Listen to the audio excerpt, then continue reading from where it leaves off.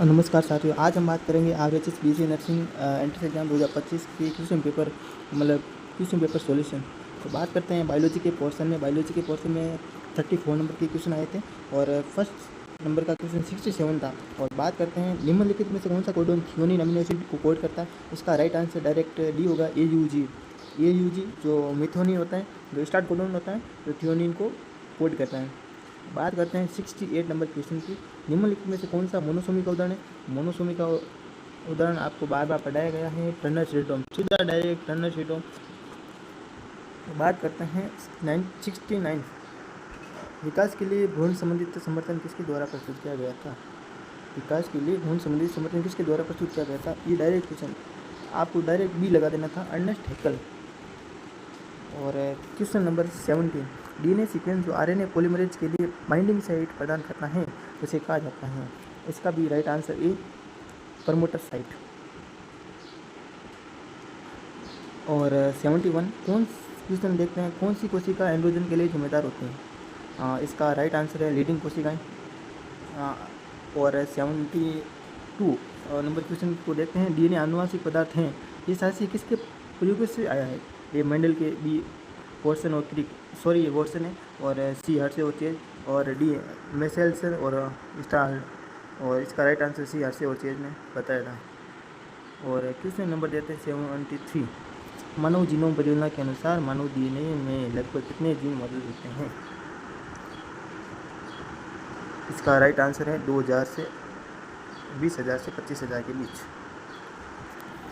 तो बात करते हैं 74 नंबर के क्वेश्चन, निम्नलिखित में से कौन सा हार्मोन ओव्यूलेशन के लिए जिम्मेदार होता है। इसका राइट आंसर है बी, ल्यूटिनाइजिंग हार्मोन। 76, शहद की मधुमक्खी में लिंग निर्धारण के दौरान अनिश्चित अंडे से बनता है। इसका राइट आंसर है केवल श्रमिक।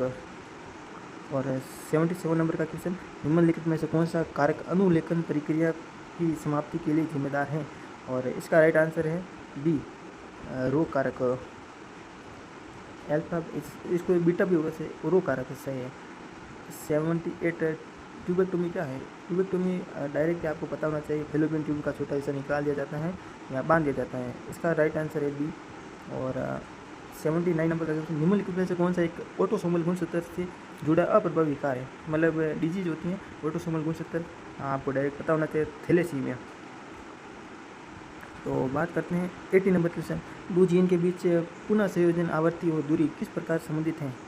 इसका राइट आंसर ए, पुनर्संयोजन आवृत्ति दो जीन के बीच की दूरी के सीधे अनुपातिक होता है। और बात करते हैं 81 नंबर क्वेश्चन की, निम्नलिखित में से कौन सी कोशिका सीधे HIV से प्रभावित होती है। आपको ये तो सबको पता है, टी हेल्पर कोशिका। और आंसर होगा ए।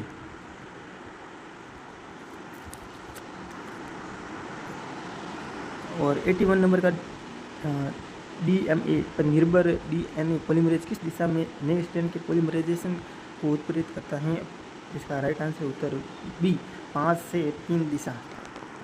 और 82, कौन सा नियम बताता है कि युग्मक निर्माण के दौरान एलील जोड़े अलग अलग होते हैं, इसलिए प्रत्येक युग्मक प्रत्येक जीन के लिए केवल एक एलील ले जाता है। इसका पृथक्करण का नियम मेंडल ने दिया था, जो इसका राइट आंसर है बी। और बात करते हैं 83, हिस्टोन प्रोटीन में प्रचुर मात्रा में होते हैं। हिस्टोन प्रोटीन में प्रचुर मात्रा में होता है डी, लाइसिन और आर्जिनिन। इसका डी आंसर राइट है 83 का। और 84, परिपक्व एक विशिष्ट एंजियोस्पर्म भ्रूण थैली होती है। ये सबसे खास क्वेश्चन आरएचएस एंट्रेंस एग्जाम में हर बार पूछा जाता है। इसका राइट आंसर है 8 केंद्रक युक्त और 7 कोशिका वाली, मतलब 8 केंद्रक युक्त पाए जाते हैं और 7 कोशिका पाई जाती हैं, 8 न्यूक्लियस और 7 सेल पाए जाते हैं। और 85 नंबर का क्वेश्चन, केचुआ किसका उदाहरण है।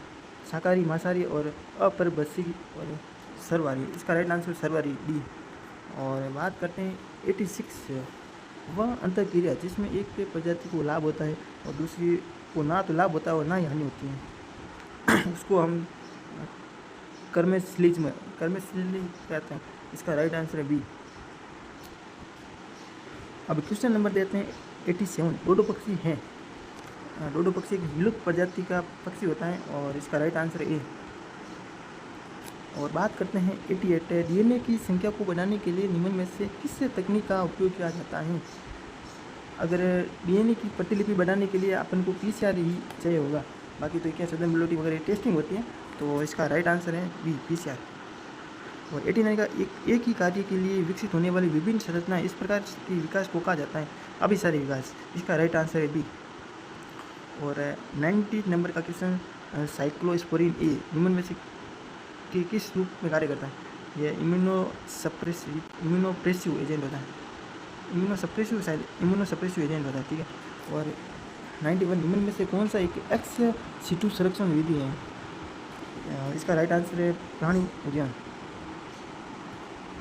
92 नंबर का क्वेश्चन देते हैं, पहली ट्रांसजेनिक गाय रोजी ने कौन सा मानव प्रोटीन समृद्ध दूध उत्पादित किया था? इसका राइट आंसर सी, मानव अल्फा-1 एंटीट्रिप्सिन नामक दूध का उत्पादन किया था। और 93 नंबर का क्वेश्चन देखते हैं, निम्नलिखित में से कौन सी परत विकासशील पराग कणों को पोषण देती है? इसका राइट आंसर टेपेटा। 94 नंबर का क्वेश्चन, माइक्रोस्पोरम प्रजाति से निम्न में से इसका 94 माइक्रोस्पोरम प्रजाति से संबंधित कई निम्नलिखित का कारण बनता है? रिंगवर्म, माइक्रोस्पोरम रिंगवर्म का कारण बनता है। इसका राइट आंसर ए। और 95 पर बीटी टॉक्सिक को इनकोड किया जाता है? इसका राइट आंसर है ए, क्राइजिंग द्वारा। बात करते हैं 96, निम्न में से कौन सा कारक हार्डी बेनवर्ग संतुलन को बिगाड़ सकता है? इसका राइट आंसर है बी, अप्रवासन। अब बात करते हैं 97 क्वेश्चन नंबर, और छोटे भौगोलिक क्षेत्र तक सीमित और कहीं और ना पाई जाने वाली प्रजाति को इस नाम से जाना जाता है? स्थानिकता प्रजातियाँ, मतलब इसका राइट आंसर है ये। बात करते हैं 98, समुद्र में बायोमास का पिरामिड होता है? सदैव समुद्र में बायोमास का पिरामिड उल्टा ही होता है।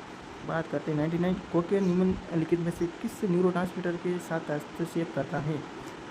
सी, डोपामाइन।